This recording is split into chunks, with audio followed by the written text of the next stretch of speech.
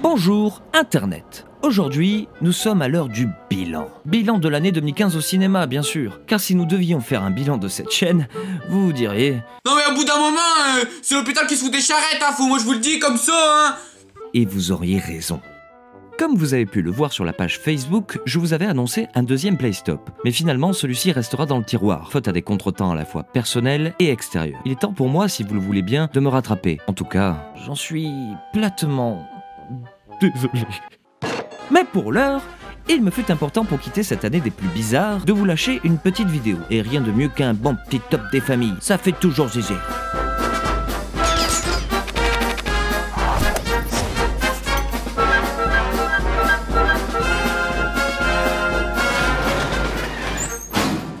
En cette année 2015, nous avons eu droit à une poignée de films à l'esthétique bien marquée. Du très baroque, très romantique, très visuel, très beau, trop del Toro, Crimson Peak, en passant par Chappie, réalisé par Neil Blomkamp, qui fait du Neil Blomkamp, avec à l'affiche The Antwoord, qui fait du The Antwoord.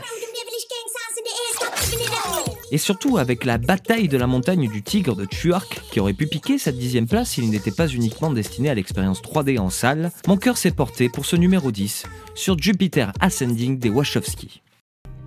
Ah, le coup de shot! Oui, je vous entends là derrière, mais vous inquiétez pas, je ne suis pas aveugle. J'ai bien vu que ce film des Wachowski était un peu... bancal. Mais reprenons depuis le début.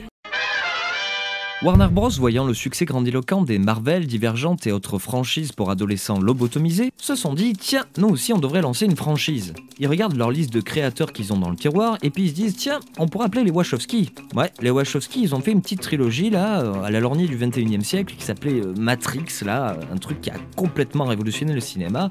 Bon, ils devraient pouvoir nous fagoter un petit truc sympa comme Twilight ou encore Captain America, non ?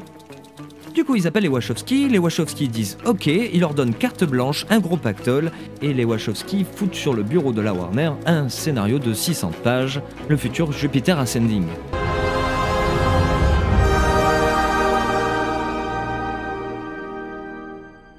Une fresque de science-fiction originale lorgnant vers le space opéra, d'une ambition folle mais qui avait pour volonté derrière de placer le blockbuster populaire comme expérience ultime d'un film de cinéma. En gros, un projet qui comportait absolument tout ce qui pouvait faire jouir un fanboy de Lana et Andy Wachowski. Mais voilà, le film en a déçu certains et rebuté d'autres. Et pour cause, la Warner a fait vivre un véritable calvaire aux Wachowski, que ce soit pendant la production ou dans la post-production, car je le rappelle, le film devait sortir pendant l'été 2014, mais fut repoussé jusqu'à début 2015, c'est sûr que le résultat au final allait en pâtir. Mais bon, si je le place à la 10e position, c'est qu'il a encore de bons restes ce petit film.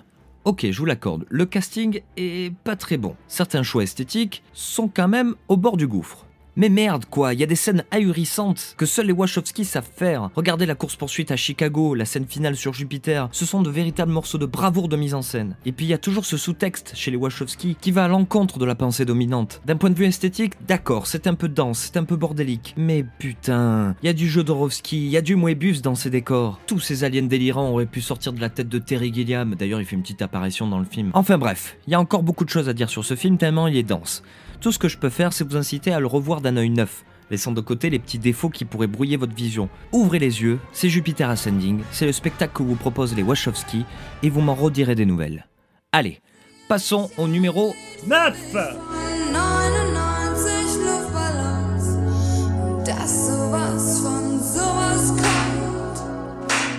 Bon, je vais essayer d'être plus court pour le numéro 9 de ce top des meilleurs films de 2015 qui, vous l'aurez remarqué, est absolument et définitivement subjectif. Bien que ce long métrage ne soit finalement qu'un nouvel épisode d'une saga longue comme ma bite.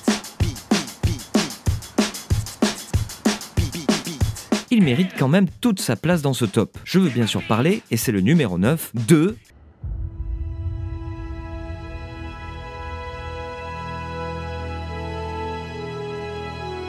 Ah non, c'est pas de celui-là dont je parle. Il était bien aussi, hein, mais non, je veux parler de cette série de films avec ce mec badass et où il y a toujours des scènes de course-poursuite absolument démentes.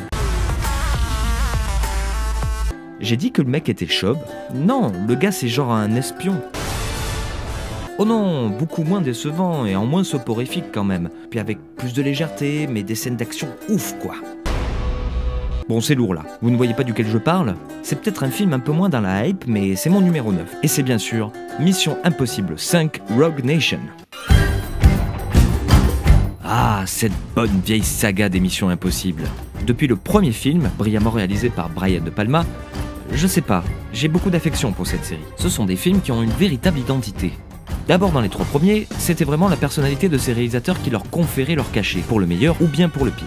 Et même si le Mission Impossible 3 de J.J. Abrams tentait de poser les premières pierres d'une éventuelle continuité entre les épisodes, en bon showrunner qu'il est réellement, c'est bien le 4e épisode signé Brad Bird qui mit à plat ce que devait être un Mission Impossible, tant au point de vue du ton général que de la mise en scène exigeante. Pas que des gros plans avec un cadreur qui a visiblement Parkinson. Et c'est sur ces bases que ce Mission Impossible Rogue Nation se repose. C'est simple, c'est l'un des films de 2015 qui m'a le plus diverti, dans le bon sens du terme bien sûr. Il y a une véritable sincérité dans sa fabrication, un vrai amusement qui se transmet que ce soit dans ses scènes d'action ou dans le jeu des acteurs. Voilà, c'est un film fun et ludique, qui ne se prend pas pour plus qu'il n'est. Un vrai bon film du dimanche soir, dans le sens noble du terme, d'une efficacité redoutable, sûrement due à la profession de foi d'un producteur star, qui est peut-être aujourd'hui une de ces rares figures à Hollywood à ne vraiment penser qu'à faire du véritable entertainment exigeant et complet pour le spectateur.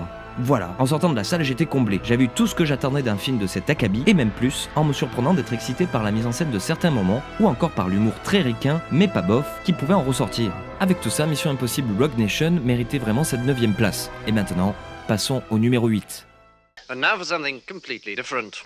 Et ce n'est pas peu dire, puisque pour le numéro 8, je vais vous parler d'un film que la majorité mettra dans la case auteur. Même si pour moi, en quelque sorte, les 2 films précédemment cités sont à des degrés différents des films d'auteur, mais vous comprenez ce que je veux dire.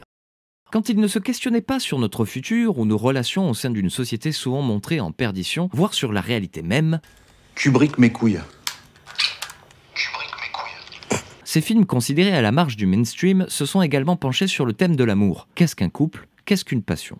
Et c'est exactement le point de départ de mon numéro 8, Night of Cups de Terrence Malick. Là encore, un film qui reçut un accueil assez tiède. Les films de Terrence Malick, surtout depuis la Palme d'Or Tree of Life, ont en effet cette faculté à diviser nettement le public. Souvent, vous entendrez d'un Malick que soit on adore, soit on déteste, rien entre les deux. Alors qu'en fait, j'ai l'impression que la vision d'un de ces films dépasse le simple fait d'aimer ou détester une œuvre. En fait, Terrence Malick a toujours proposé une expérience unique aux antipodes des règles cinématographiques intégrées par le spectateur. Et c'est dans ce sens qu'à la fin de Night of Cups, j'ai eu le sentiment d'avoir vu une véritable proposition de cinéma. Davantage jusqu'au boutiste que pouvait l'être Tree of Life, Night of Cups est l'expression d'un réalisateur qui tente de trouver une nouvelle forme de cinéma, qui au-delà de la narration classique héritée du roman, cherche à faire ressortir avec une mise en scène quasiment hypnotique, des sensations presque primales chez le spectateur. En quelque sorte, j'y ai vu une volonté de faire avancer le médium vers l'universalité et la mystique d'un morceau de musique classique. Sinon, le film possède un ton assez noir, avec un Christian Bale qui, tout en étant de 99% des plans, n'est jamais véritablement présent. Nous sommes plongés, nous, spectateurs, dans son subconscient, sa mémoire. Et c'est amusant de voir le parallèle que l'on pourrait faire avec un autre film sorti en 2015, Love de Gaspar Noé, qui a en quelque sorte le même projet cinématographique. Mais si cette plongée dans la psyché du personnage de Christian Bale a cela de noir, ou du moins très mélancolique, c'est qu'elle met en évidence nos solitudes individuelles, notre recherche d'idéal, qui est ici l'amour, et son échec presque logique. Bref, Night of Cups détonne peut-être avec le 10e et le 9e de ce classement, mais est tout aussi primordial dans ma vision globale du cinéma, et Terrence Malick s'imposant encore et toujours comme le maître de ces cinéastes expérimentateurs, à qui l'on doit une grande part de l'évolution constante de cet art. Well, I think it's overrated. C'est ainsi que se termine la première partie de mon top 10 des films de 2015. Je vous dis à bientôt pour la suite. Ciao Internet!